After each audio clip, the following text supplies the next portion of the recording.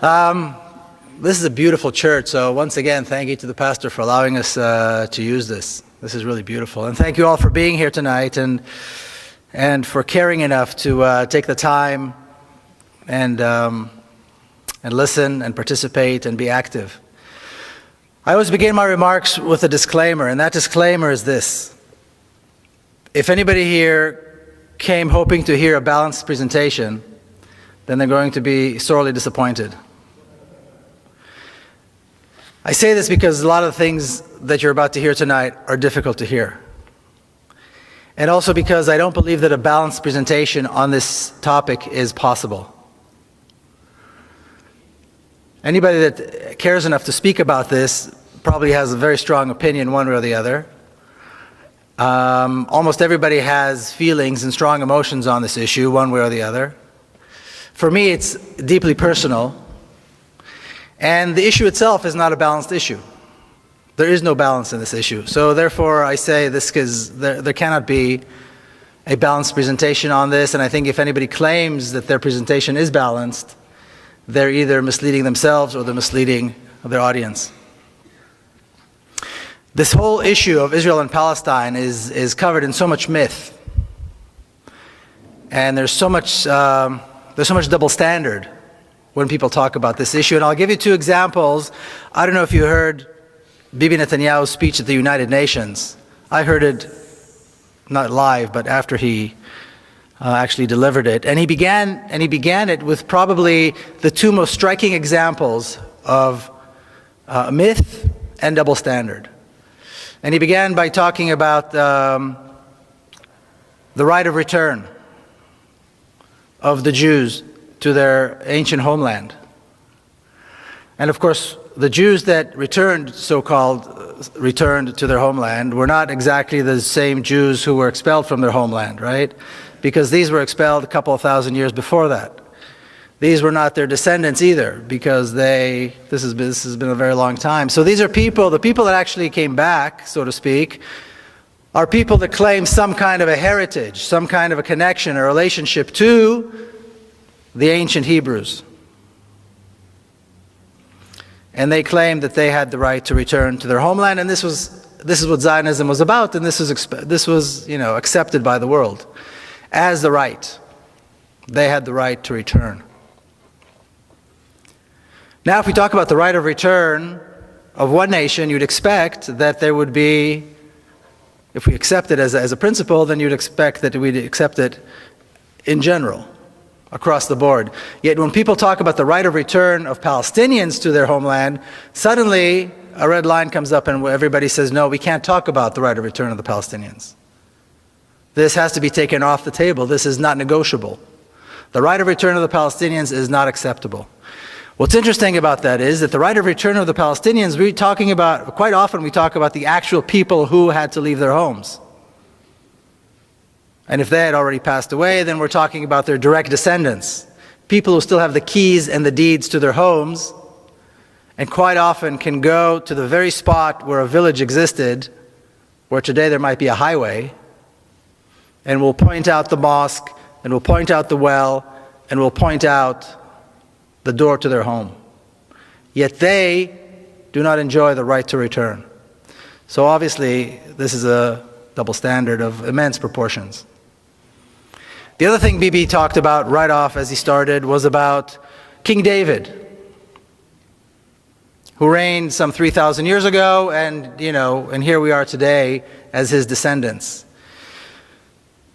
What's interesting is, besides the fact that there is no historical evidence that King David ever existed, outside the Bible, which of course is not a historical document, and Israeli archaeologists have all but turned up the entire country to find proof that he ever existed. Today, as we speak, an entire town, an entire community is being kicked out of their homes and forced into exile through violence in order to prove that King David existed in a place called Silwan. It's a community of 50,000 people right outside the walls of the old city of Jerusalem.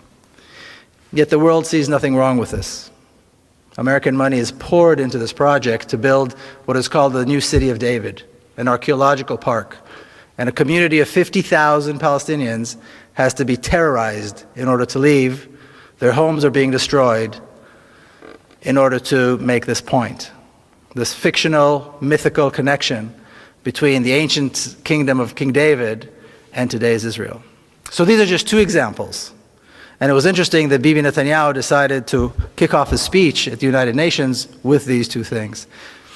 But what I'd like to do today is just begin with a little bit of history.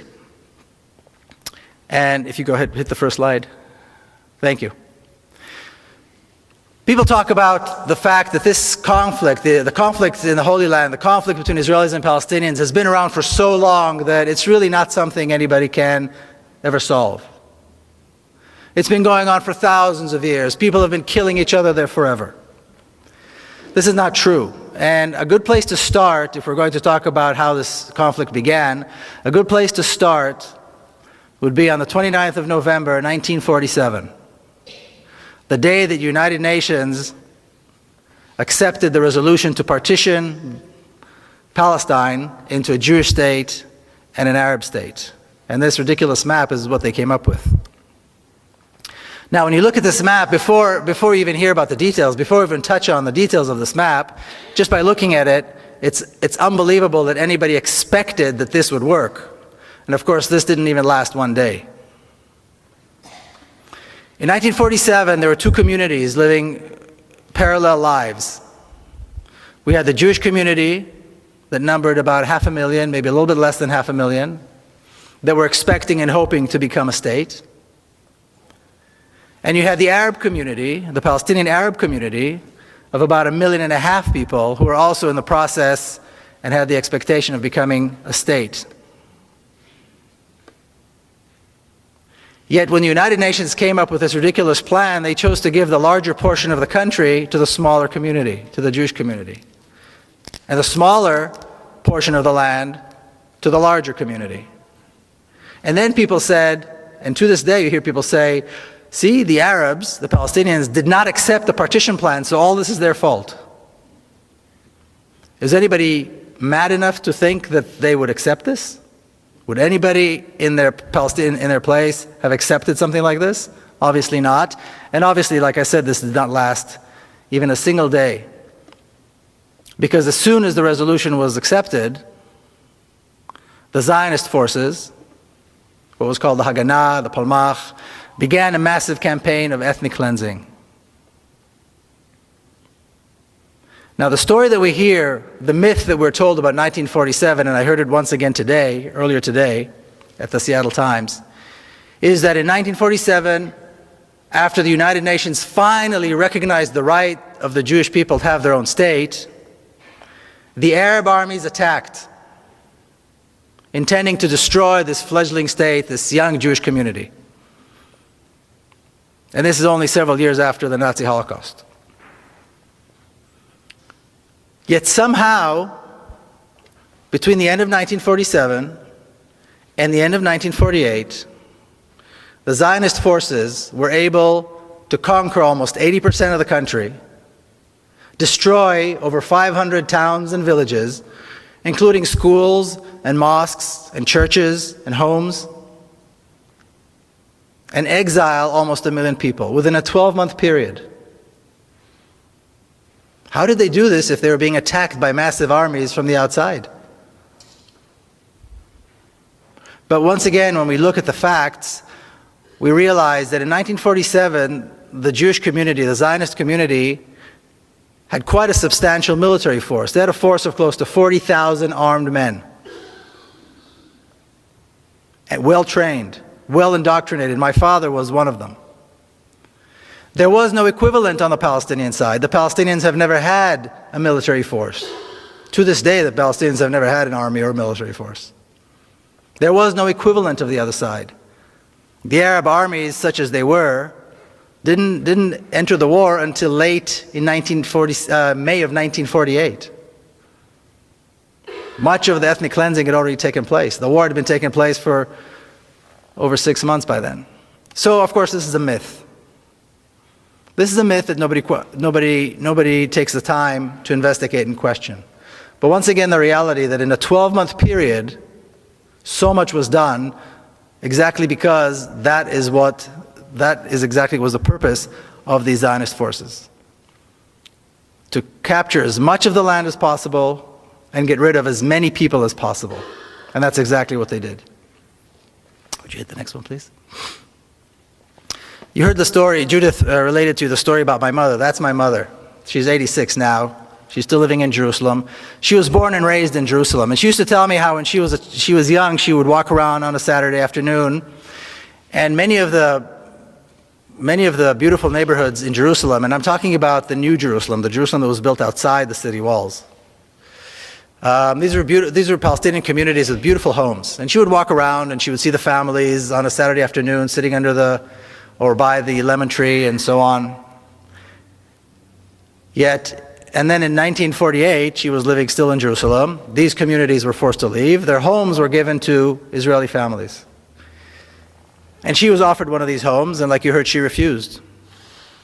The thought of taking another family's home just did not sit well with her.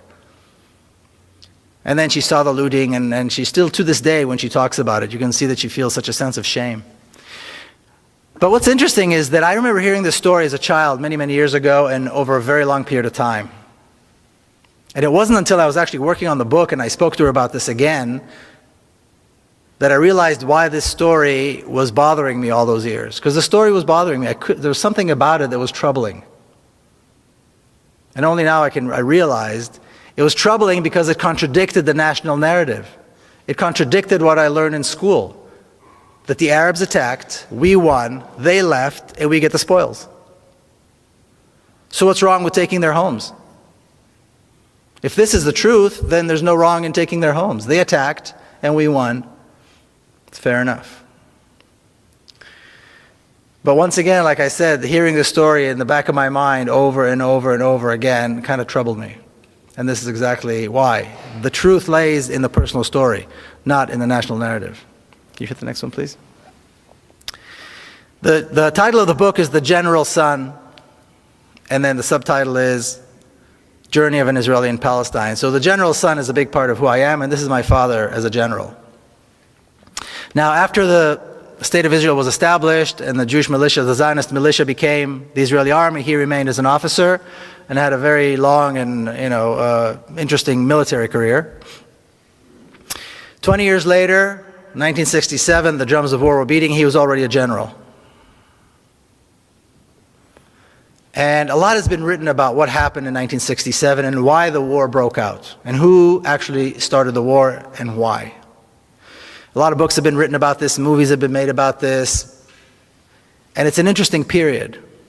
Now, just kind of to touch on the history, some of you I'm sure recall,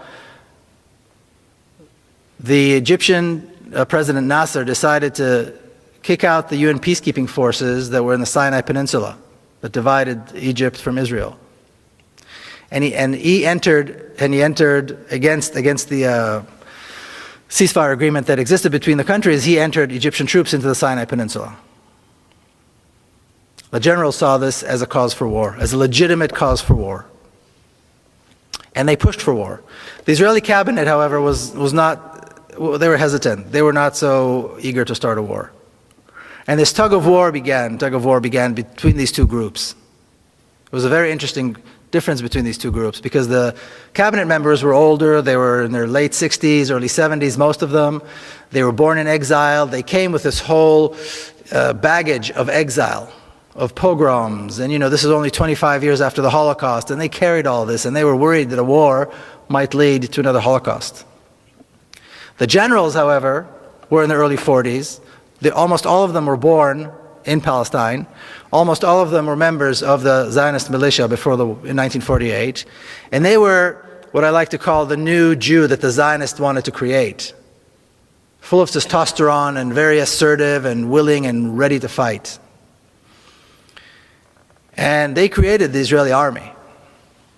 Well, they wanted to fight. They saw an opportunity to start another war. Now, the myth that we're told about this, or the story I should say that we're told about the 1967 war, is that once again Israel was attacked by 3 massive armies intending to destroy it. And once again, miraculously, somehow, we, the Israelis, prevailed. Because we're smarter and because we're better trained and we're more motivated, and as we heard now recently, we're somehow culturally superior as well, perhaps. Who knows? But all of these reasons, for all these reasons, we prevailed and we defeated the Arab armies.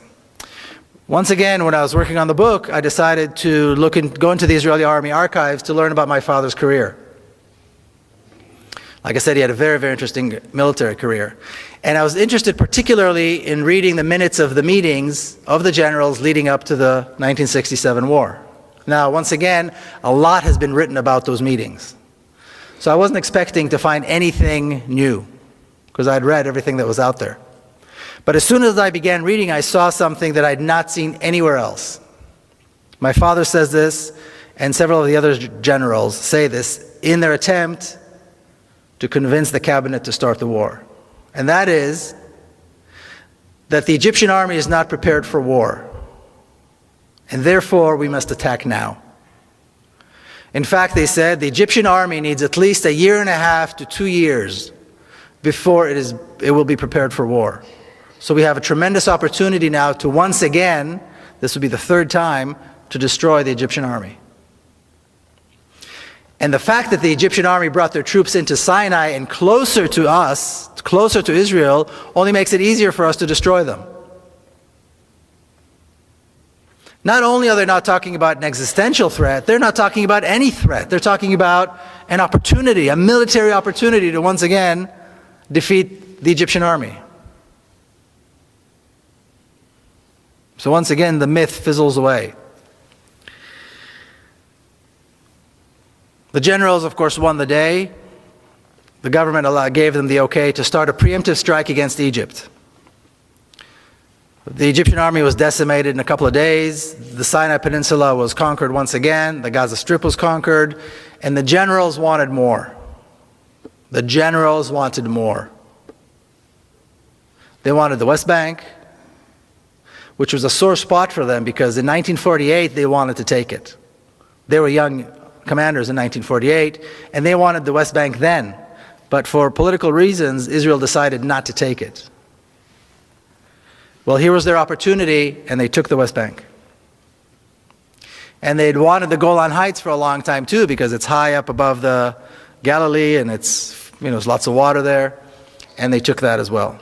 And there was a lot of ambition too. The generals, the northern commander wanted the Golan Heights, the central commander wanted, they all wanted the laurels of victory. They had no doubt that they were going to be victorious. In 6 days, the Israeli army defeated and destroyed 3 Arab armies, conquered the West Bank, the Golan Heights, the Sinai Peninsula, the Gaza Strip, killed over 15,000 Arab soldiers, at a loss of 700 soldiers to the Israeli army. 15,000 to 700, that's quite a ratio. And all this was done in 6 days as Arab armies were attacking them. Also attacked the USS Liberty and killed 34 True. 171 Americans. True. That's another one of those stories that nobody talks about, the USS Liberty, that's right. So again, the myth fizzles away once you actually take a look at the facts. Now, my father did something very interesting. After the war was over, at the very first meeting of the generals, the very first weekly meeting, he stood up and he said, now we have an opportunity to solve the Palestinian question. We can now offer the Palestinians a state in the West Bank and Gaza. If we do this, this will be the first Arab state with which Israel will have a peace agreement. It'll be a bridge for peace agreements with the other Arab countries, since Palestine, of course, was always a central issue. And we can go on living, being the democratic Jewish state that we want it to be. And as he was saying this, a massive settlement project and an ethnic cleansing project began in the West Bank. Hundreds of thousands were thrown out. Towns and villages and cities were destroyed, and new towns were being built, and highways and so on, and infrastructure to bring Israelis into the West Bank. Just as Israel had done after 1948, destroying Palestinian towns and villages, changing the names and building towns and villages for Israelis, the same thing was done in the West Bank after 1967. For Israel, this meant the job was done. In essence, what they did was they erased Palestine off the map. I always like to show this picture. This is the victory lap. These are all the generals standing after the war, young, victorious. And in the center is Zalman Shazar, who is the president of the State of Israel. Israel has a president as kind of a symbolic figure, somebody who used to be something important in his lifetime. And you see the old generation and the new generation. And this new generation of generals is often referred to as the silver tray upon which the land of Israel was given to the Jewish people. Because from that point on, the entire land of Israel was under Jewish control for the first time after 2,000 years and only 25 years after the Holocaust. Historically, from a Zionist perspective, this is unbelievable, unprecedented. But in fact, this is what they did. Palestine was erased completely from the map, and Israel was in completely over the entire map. This was the objective, this was the name of the game. Erasing Palestine, getting rid of the people, and de-Arabizing the country. De-Arabizing the country is what was left to do. That's why when people talk about the possibility of Israel somehow giving up the West Bank for a Palestinian state, if it wasn't so sad, it would be funny. It shows a complete misunderstanding of the objective of Zionism and the Jewish state, and the Zionist state. Because conquering the land was the first objective, getting rid of the people, and then de-Arabizing. And when I say de-Arabizing the country, this country has a 1,500-year-old history of Arab and Muslim rule. It was an Arab and a Muslim country more than it was anything else in history. So that has to be destroyed. Monuments have to be destroyed. Names have to be changed. The history has to be rewritten to connect once again King David to today's Israel. And completely disregard the fact that this is in fact an Arab country. That it is in fact in the center of the Arab world. And that in fact over half of the population are Arabs. Now, after my father retired from the military, he did something even more stunning. He dedicated the rest of his life to the creation of a Palestinian state and peace with the Palestinians in the West Bank and Gaza, and he advocated for equal rights for the Palestinians who are Israeli citizens. Two things which are yet to be achieved. Now, in the mid-1970s, the Palestinian leadership, the PLO, started contacting my father and others, or Avneri and others, people who were like that, in order to begin a dialogue. And that is really when the notion of the two-state solution was put together. These were Yasser Arafat's top people, his advisors and his ambassadors and so on. In this picture is my father with Dr. Issam Sartawi, who was the Palestinian ambassador, the PLO ambassador to Paris. He was later killed in 1983. And this dialogue went on between official representatives of the PLO, and on the Israeli side, these were renegades. These are people who used to hold, high office of one kind or another, and they were Zionist Israelis. But the Israeli government refused to take part in any of this. Only in 1993, did the Israeli government agree to finally begin negotiating with the Palestinians. What happened? What changed? Well, what changed was they accomplished their mission of making the conquest of the West Bank irreversible. By 1993, the Israeli government knew for certain that a Palestinian state could not be established in the West Bank. The settlements were there, billions were invested. The entire Jordan River Valley was settled with villages and kibbutzim and things like that. There were major cities already built in the West Bank. Entire East Jerusalem was taken over by Israel. There was no place anymore for a Palestinian state to be established. And that is when Israel said, okay, we will begin negotiations.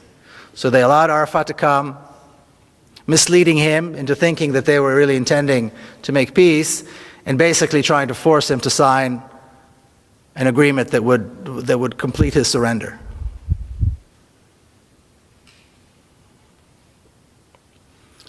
But once again, when we hear people still talking about the notion that somehow there could be an Israeli government that would give up the West Bank for a Palestinian state, like I said, if it wasn't so sad and tragic, it would be funny. Because as we look at the 65-year history of the State of Israel, it is absolutely clear that this can never happen. Now, later on in the year 2000, I'm sure you recall, President Clinton invited Barak and Arafat to Camp David to somehow solidify a peace agreement. Or so he said. What they tried to do is force Arafat once again to surrender, which he would not do. So they came out of Camp David, and President Clinton said, Arafat gave some, Barak gave more. In other words, this is Arafat's fault. And from that moment on, for the last 4 years of his life, he was vilified, and eventually Arafat died with Israeli tanks surrounding his office under siege. But the myth that we're always told is that the Palestinians are not willing to make concessions. And that is the problem. I think Mitt Romney just alluded to this as well in that little secret tape that was recorded. The problem is the Palestinians. They just don't want peace. Yasser Arafat was willing to give up almost 80% of his homeland and the right of the Palestinian refugees to return to their homeland and be compensated, all for the sake of peace. What he wouldn't do is he wouldn't go less than 20%. He wouldn't give up the West Bank and the Gaza. That he couldn't do. They want him to give up even more. They want him to sign a surrender agreement, and he wouldn't. It's not the Palestinians that aren't willing to make concessions, it's Israel that's incapable of making concessions, because concessions on the land are impossible from a Zionist perspective. The whole name of the game is taking the land and making it ours. And this is exactly the process that took place. Please. Now, once again, like I said, the book goes in and out of my own personal family's history and the history of the State of Israel and how the two are related. This is a picture of my niece, Madar. And on September the 4th, 1997, she was killed. 2 young Palestinians blew themselves up in Jerusalem, took their own lives, and the lives of several Israelis, including her. She was 13 years old. So when a 13-year-old little girl that you know and love gets killed like this, you don't really know what to do. You don't know what to think, you don't know what to feel, you don't know how you're going to get back to life after that. Now, she was a granddaughter of a famous general, so this was big news. On top of that, she was also the granddaughter of Mr. Peace with Palestine. And now look what they did to him. Look what they did to his granddaughter. My father had already passed away by then. So this was big news. And when I landed, when I arrived in Jerusalem, my sister's house, on the ground, I saw the morning paper, and on the front page it already said the granddaughter of General Peled was killed by Palestinians. And my sister's apartment was packed with mourners, of course, people who came to express their sorrow, but also reporters, endless stream of reporters. And after the funeral, she came out to greet and see everybody. She said two things that put me on a path, and I think it put her on a path, and many of us kind of helped us to wrap our heads around this unspeakable tragedy. The first thing she was asked, of course, is about revenge and retaliation. And the comment that she made was, no real mother would want this to happen to another mother. Don't talk to me about revenge. Motherhood is a uniting force. It cuts through religion. It cuts through any differences that might exist between us. And if she's anything above all, she is a mother. She's got 3 other boys, wonderful boys. And the second thing she said was, my government is responsible. My government brought these 2 young men to such a level of despair that they would take their own lives and take the lives of other innocent people, including a 13-year-old girl. The brutal oppression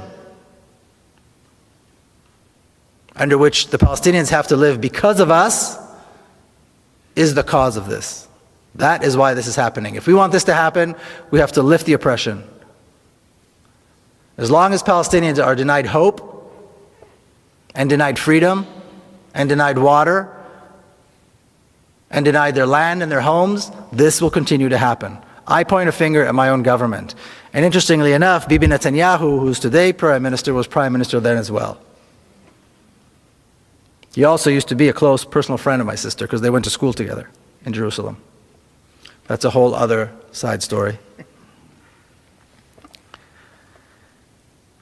So then I came back, you know, the 7 days of mourning that we Jews keep, you know, were over, and I had to come back. I lived here in America already, and you have to go to work the next day, and how do you do this?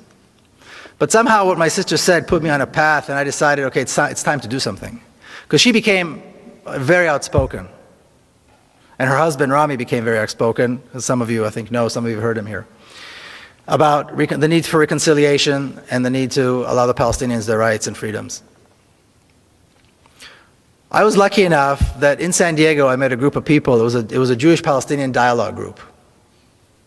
It took me some time to find them, and it took me some time to understand what I was going to do. And what was interesting was, I was 39 years old. I was here in the United States.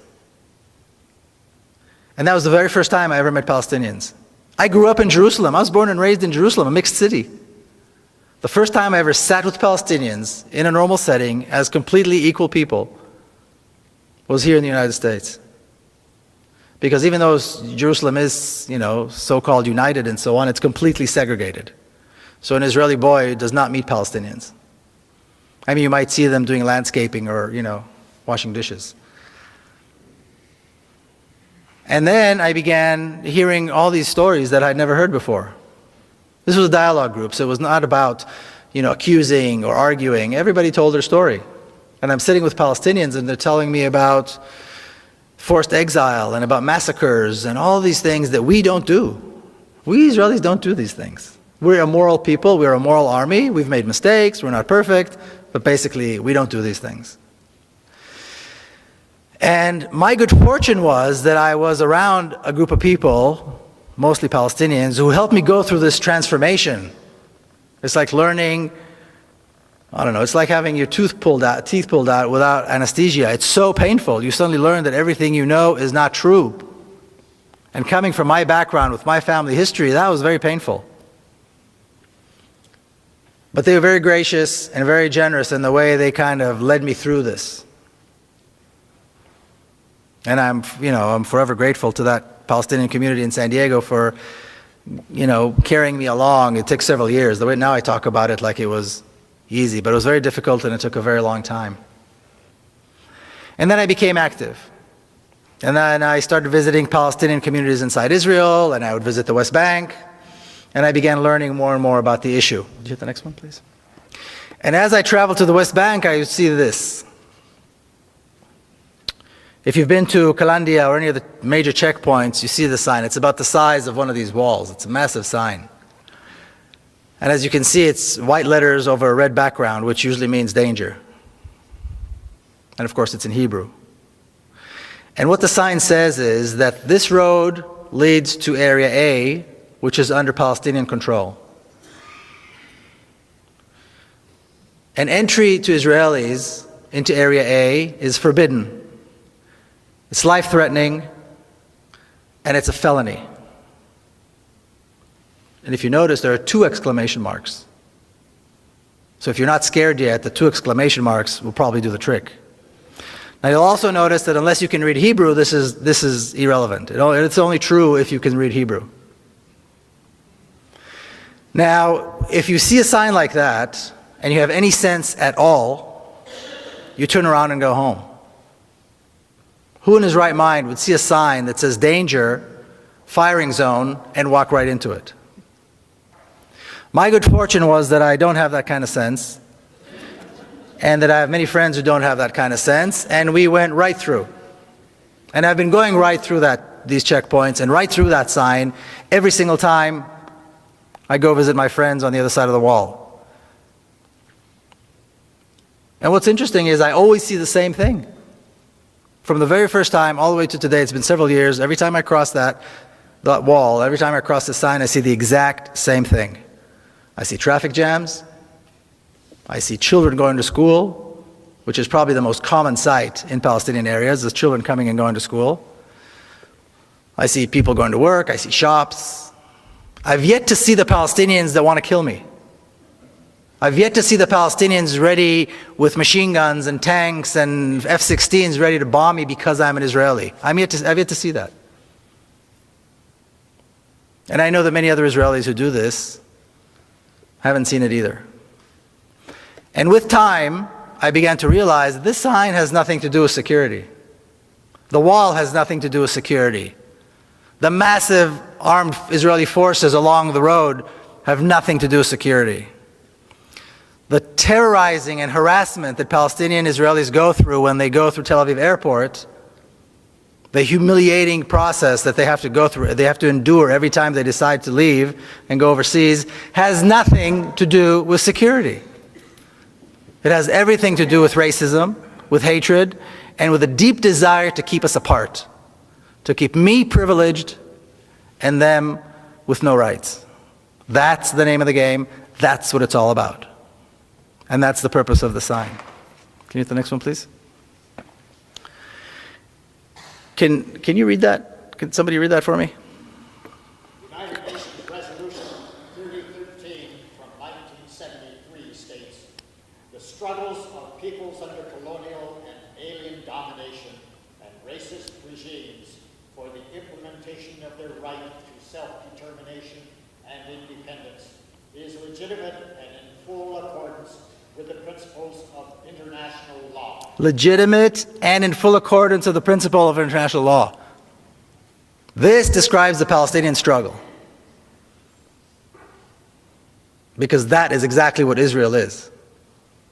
Now in this picture I stand with my friend Jamal, who sat in Israeli prison for many, many years. In fact, he was given a life sentence, but he was exchanged in one of the prisoner exchanges between Israel and the PLO. And the reason he was given a life sentence is because he killed a soldier. He and three others saw two young Israeli soldiers guarding a bank in Ramallah, of all things. And soldiers are usually fully armed, of course. And they approached them and they stabbed them to death with a knife. And for that they were later on, beaten, tortured, and arrested and given life sentences. But when I see the picture of the two of us standing side by side, I have to wonder which one of us is really the terrorist. Because according to this, it's certainly not him. I, on the other hand, served in the Israeli army, an army of occupation, an army of oppression, an army whose sole purpose is to make sure that he does not have a state, he does not have rights, and he dare not resist. So yes, my army has uniforms and commanders and generals, but which one of us is really the terrorist? And finally, and this is also how the book ends, what do we do? I mean, how do two nations share a state? How do they share a country? Well, there are lots of examples. Look at Switzerland. Look at Belgium. These are multinational states. The Swiss are Swiss, the Belgians are Belgians, regardless of what, actual nationality they are beyond that. So there are plenty of examples of states that have multinational nations within them. Once again, going back to this question, is one state the right thing? Is two states the right thing? Are three states the right thing? Somebody gave me something, about a confederation. The reality is that Israel had created a one state. The borders, in terms of what, from Israeli perspective, are very clear. The borders of the state of Israel are the Jordan River on the east and the Mediterranean on the west. That's it. If you look at Israeli school books, if you look at the weather maps, if you look at any official maps of the state of Israel, it is absolutely clear. There is no question in anybody's mind what the borders of the state of Israel are. That's it. So the notion that there could be an Israeli government that would give up some of that is absolutely absurd. And Israel governs this one state very skillfully with three different sets of laws. You have the laws that govern people like myself, Israeli Jews, who can come and go and say what they please. Pretty much a democratic state for all purposes. You've got the laws that govern the Palestinians who are citizens of Israel, and there are over 30 laws in the law books that discriminate against them specifically, and you've got an entire culture of discrimination against them that is deep-seated and deep-rooted in Israeli society. And then you've got the laws that govern the Palestinians in the West Bank and Gaza, and this is really at the pleasure of the Israeli army. If they want to destroy, they destroy. If they want to arrest and beat, they arrest and beat. If they want to torture, they torture. If they want to kill, they kill. And Palestinians have no recourse. This is the reality. There's an education system, the Zionist education system, like Judith alluded, my sister just wrote a book about it. She's an educator, that teaches racism in a very subtle way.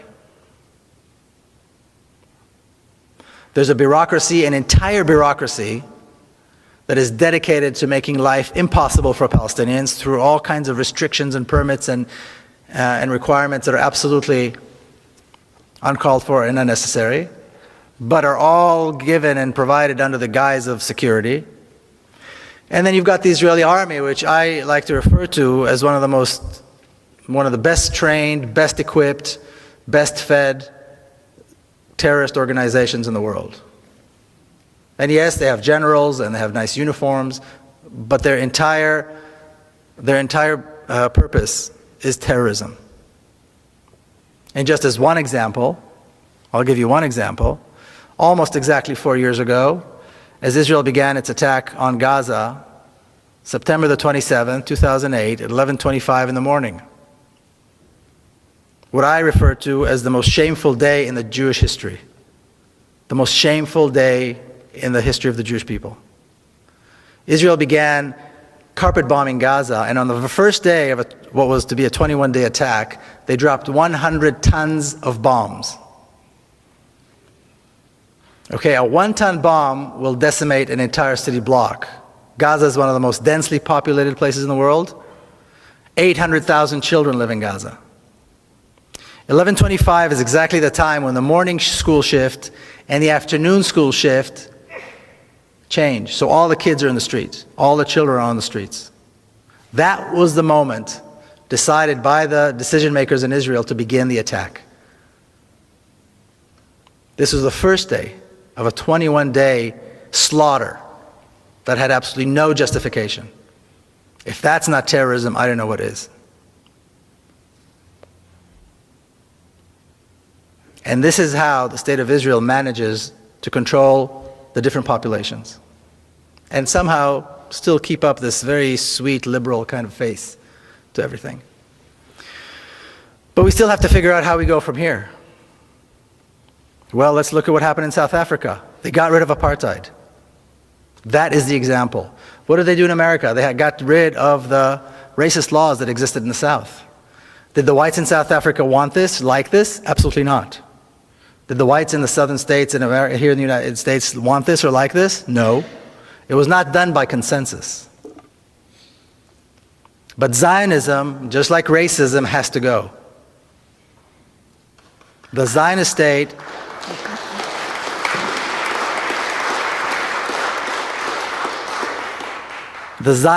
has to be replaced with a democracy. Equal rights.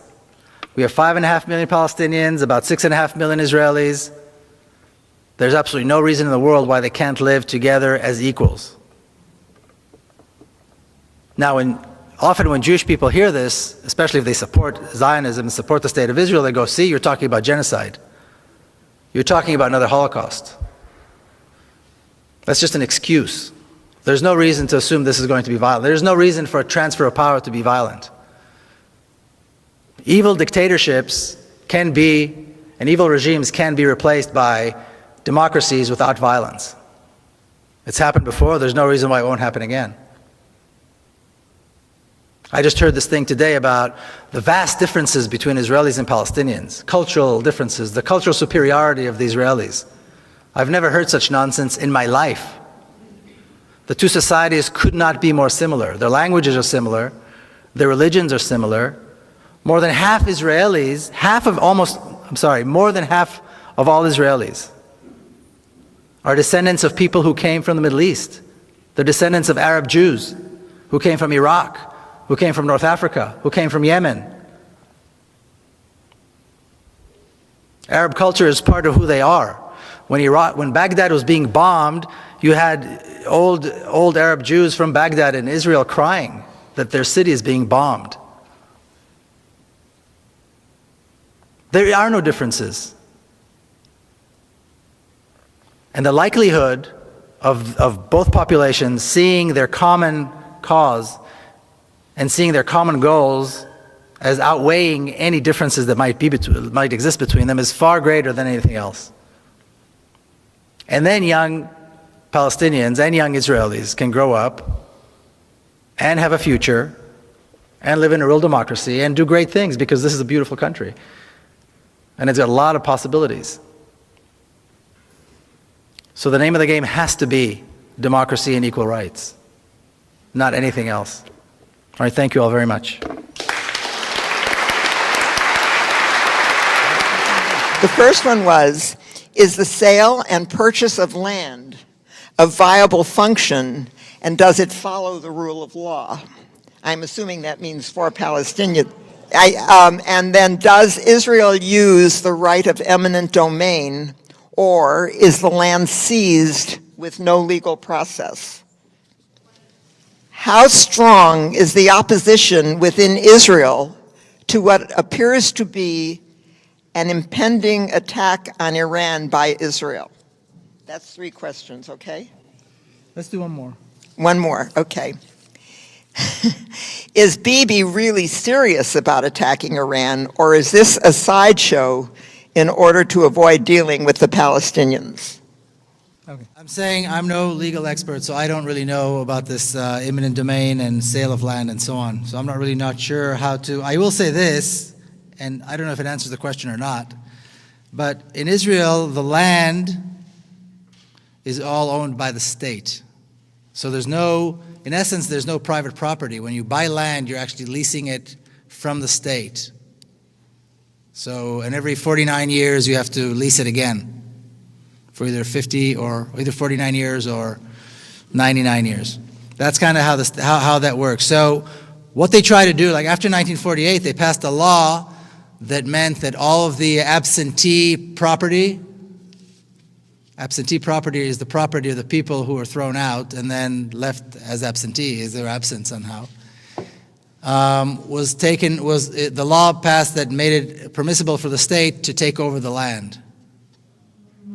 Then they passed another law that made it illegal for the Palestinian refugees to return and claim their land. So that's how that works. I don't know if that answers the question, but like I said, I'm no legal scholar. Is there opposition in Israel to an attack? You know, and is Bibi serious about the attack? The whole Iran issue, in my opinion anyway, is a smokescreen. It was designed very cleverly, and it's used very cleverly by Netanyahu and his government to shift everybody's attention from Palestine to some other fictional threat. And it's been very successful. I mean, the United Nations General Assembly, nobody talked about Palestine. You know, everything was about Iran, the threat on Iran, attack Iran, the bomb Iran, don't bomb Iran. Thousands of political prisoners in violation of international law sit in Israeli prisons. Palestinian children get less water than Israeli children Palestinians are kicked off their homes and their land is being taken and their towns are being destroyed every single day. People are being killed, shot and killed in nonviolent protests in the West Bank every single week. How can you talk about this nonsense, though, when there's a threat of an the Iranian nuclear threat? And they managed to manipulate this. So I don't think he's serious. I think he would be politically insane to let go of this wonderful card. As long as he can keep talking about an Iranian threat, people are not going to talk about Palestine. What's the point of attacking Iran? What would that give him?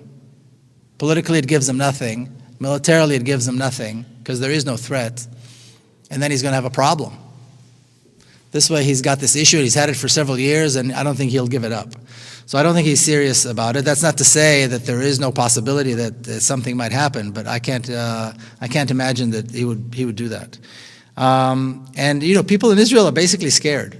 I mean, what do people know? People know what they read, what they hear in the paper. Every day, the headline, somebody says something about Iran. The defense minister decided to say, just a few weeks ago, and the defense minister goes back and forth supporting it and being against it, and supporting it and being against it. And so a few weeks ago, there was a headline saying, quoting him as saying, that the blade that rests on our necks now is even sharper and more dangerous than the threat of 1967. So my first reaction was, he should read my book. But you know, anybody that's knowledgeable knows that there was no threat in 1967, but they want to create this tension they bring back that tension of 1967 where people are actually afraid. Israelis in 1967 were scared to death. The generals didn't let on that this was going to be a very easy war. You know, people were actually afraid that there would be another Holocaust. And they're creating this fear again so that they can continue to talk about this threat. So I don't think it's a real threat, and I don't think Bibi would attack because it's too good of a political card to give up. More questions? Yeah. Okay. Do you think a one-state solution will work, given that 60 to 70% of Israeli Jews and Israeli Arabs and Palestinians do not favor a one-state solution? How do you make this happen? That's one question, okay? Okay. Well, and the second one is similar, so I won't read it. Where did this land-grabbing, this is a biggie, racist Zionist philosophy come from? And where did the suicide bomber phenomenon come from? And Whoa, let me write this down. and how could you live your whole life in Israel, serve in the military, and not see what you now see? Oh, easy. Okay. Is that three good ones? Yeah, that's good enough. Yeah. Well, I don't know that such a large number of Palestinians don't want this two-state solution. I talk to a lot of Palestinians, and I haven't done any statistics, but a lot of Palestinians that I talk to realize and see no problem with it. So I don't think there's going to be that big of an opposition on the Palestinian side to this at all. There will be opposition, of course, on the Israeli side, because when you're privileged, you don't want to give up your privileges. You know, we, the Israeli Jews, are privileged in this society. And the privileges that are given to us by the state are part of the attempt to set us apart from the Palestinians. So if I break the law in Hebron, and a Palestinian breaks the exact same law in the exact same spot, the laws that govern the state of Israel, which are, regular, conventional law, applies to me. Israeli military law applies to the Palestinian. If I participate, or I should say when I participate in protests in the West Bank and I get arrested, everybody knows how it's going to end. I go home at the end of the day. I might get roughed up a little bit, whatever, but at the end of the day, everybody knows I go home. Because I'm an Israeli Jew. Palestinian that gets arrested will be beaten, will be tortured, and will be kept in prison as long as the local commander wants him in prison. It could be a day, it could be a week, it could be a month, it could be a year, without charges and without a trial. And then 6 months later, I get a letter from the police saying that the case was closed because of something, some technicality. So Israelis are not going to want to give up this privilege, but I think whites in South Africa didn't want to give up their privilege, and whites in America didn't want to give up their privilege either, but they're going to have to. Things like this are not done as a result of a consensus. That's why there are pressures. That's why there's BDS. That's why there's a non-violent resistance. That's why we have events like this. That's why more and more American Jews are breaking away from Zionism and coming and organizing events like this. And whether they like it or not, this is the transformation that's going to take place. People ask me, well, I'll tell you a little story. I was asked, I spoke at an 8th grade class. A friend of mine is a teacher of this really nice, special kind of a school where kids actually learn about stuff. So it's an 8th grade class, and they're learning about this issue. And they've been learning about it for a few weeks, and they wanted me to come and speak. And they took a poll among themselves asking how many of them think there will be a solution in their lifetime. A peaceful solution in their lifetime. These are 8th graders. They're 13 years old. 80% said no. So when I came to speak, I said, well, let's see if I can't change your mind. Because it's all a question of what you know. And I explained to them about the similarities about the societies and all the possibilities that exist once the state of Israel is transformed into a democracy. If I didn't think this was possible in my lifetime, I wouldn't be doing this. If I wasn't completely confident that this is actually going to happen, I wouldn't be doing this. So Israelis aren't going to like it, but they don't need to like it. That's kind of the way these things are. But I think Palestinians, the impression that I have, and I'm there a lot, is that Palestinians actually do favor this. Okay, there's two questions here. One is about where did Zionist philosophy come from? Well, in the turn of the 19th century, there was, this nationalism rose, and all these little groups decided that they were going to become nations. And my grandparents were part of that. They were Jews, and they were in Eastern Europe, and they suffered from pogroms, and they suffered from all kinds of discrimination and racism against Jews and anti-Semitism, and they thought, well, maybe this is a good idea. And when Zionism began, there was a whole scope of Zionisms. There were Zionists that believe in a democracy and that Jews and Arabs would live together. They didn't, in their wildest dreams, imagine that they would kick out people from their homes. And then there were other Zionists who later on became the mainstream Zionists, led by people like Ben-Gurion, who was Israel's first prime minister, that were radical, racist, and violent. And they won the day. And they gave the tone, and that's why Zionism is what it is today. Racist, violent, militant, and non-compromising. But that tone was given by Ben-Gurion and people around him. So that's where that came from. And where did suicide bombers come from? I don't know that suicide bombing is a philosophy. I mean, there are 5.5 million Palestinians who live inside of Palestine. There's probably another 5 or so that live outside of Palestine. That's 10 million people. There were less than 200 suicide bombers. So it's not like, there's some kind of a madness of suicide bombers among Palestinians. Let's put things in perspective.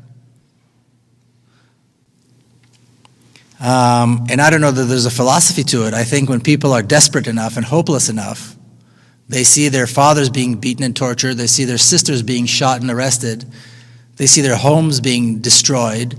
They have no ability to go anywhere or buy food or provide water for their families or their siblings.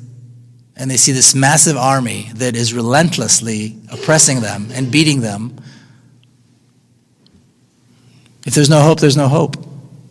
So we do what we can, But I think if we actually look at how many people actually did this, and I don't know a single Palestinian, and I know a lot of Palestinians, that thinks this was a good thing or supports it. So I think it's important to put the suicide bombing thing in proportion. Yeah. Okay, I have 4 cards here that all kind of deal with something, so it's not really 3 questions. I'll just give you a whole series of topics. Are you saying that nothing will change unless there are changes in American policies and public opinion?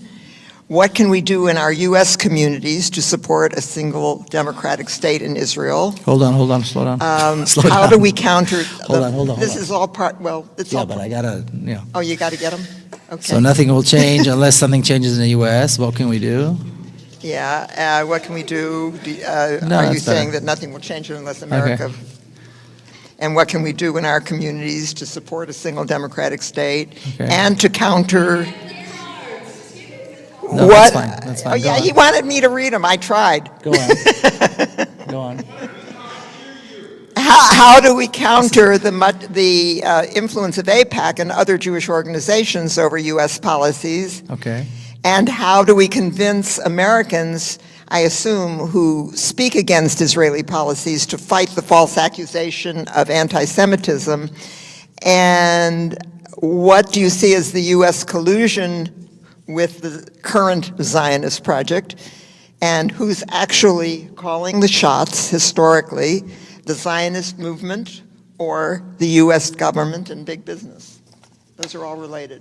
Okay. Wow. That's a lot of questions. Okay. Well, nothing's going to change until a lot of things change. I think, closer? Yes. Okay.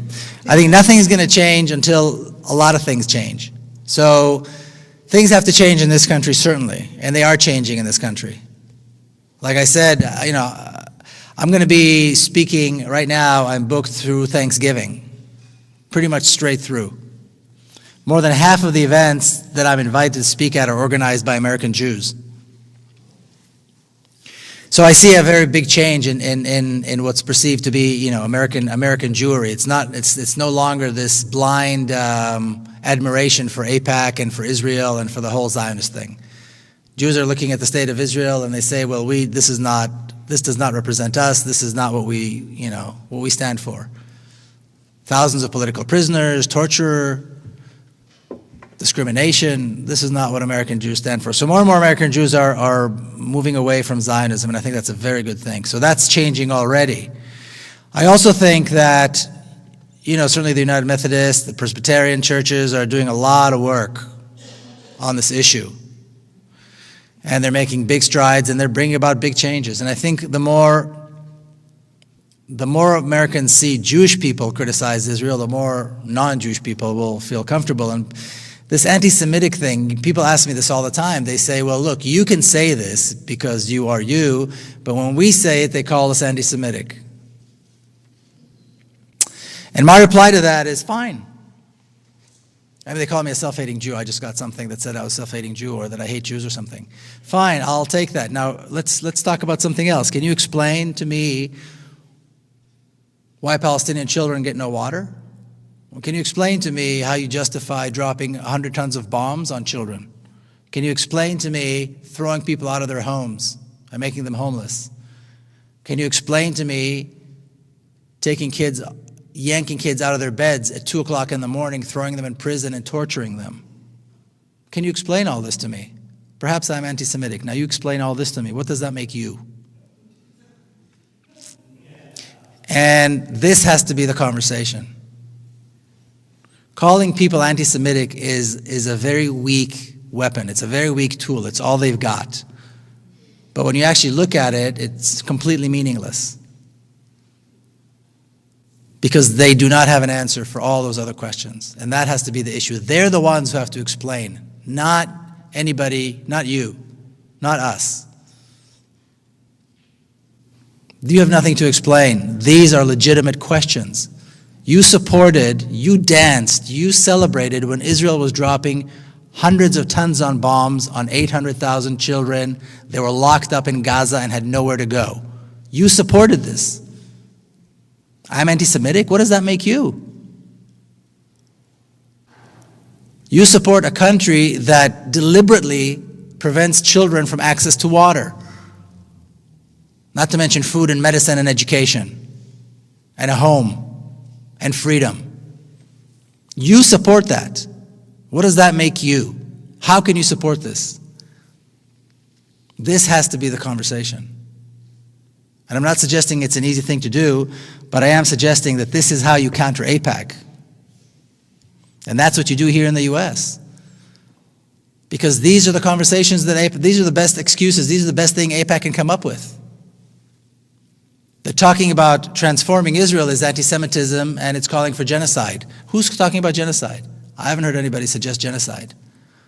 Of all the people that I've heard, and I've heard a lot of people talk about this transition, changing Israel from a Zionist state to a democracy. I've heard many people talk about, Ilan Pappé who talks about it, many people talk about this. None of them, not a single one of them would support a violent transition. Not one would support violence.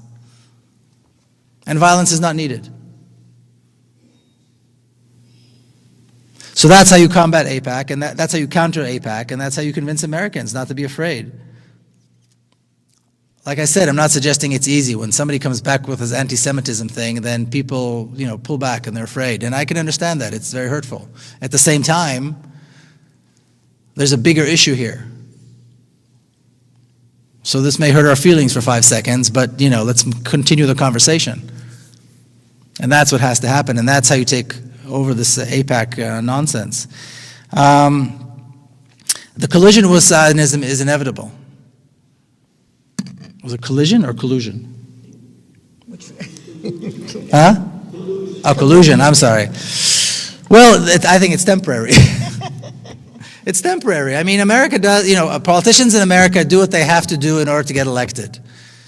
Being pro-Zionist is part of what you have to do in America if you want a political career. Either you're the president or a council member of, my city, Coronado. I mean, they're not even, it's kind of a part-time job. That's the name of the game. That's the price of doing business. So I think the president cares more about health care than about Israel. So he's going to give money to Israel so they shut up and he can pass health care reform. This is how it is. This is politics in America. And that's why a second Obama term is not going to make any change. It's not going to be different on this issue. Because he doesn't care enough and because, why bother? He's got nothing to gain. But it's going to start from the bottom. And once there's a lot going on, it's like I said to somebody earlier, it's like Vietnam. When American people decided enough is enough, Congress said enough is enough, and the president said enough, and that was it. And Americans were out of Vietnam. But it takes that kind of a movement. And right now, it's true that on this issue, Israel calls the shots. Right now, when Israel says jump, the American politicians say how high. And then they move on to the next thing. But that's the price of doing business here in America if you want to be a politician. Is that it? I have one more question. How has your book been received in Israel? It hasn't been received in Israel. I don't think anybody in Israel read it. I've had several speaking events and I've had a couple of book launches, but they were all on the other side. One was in East Jerusalem, one was in Ramallah, and so on.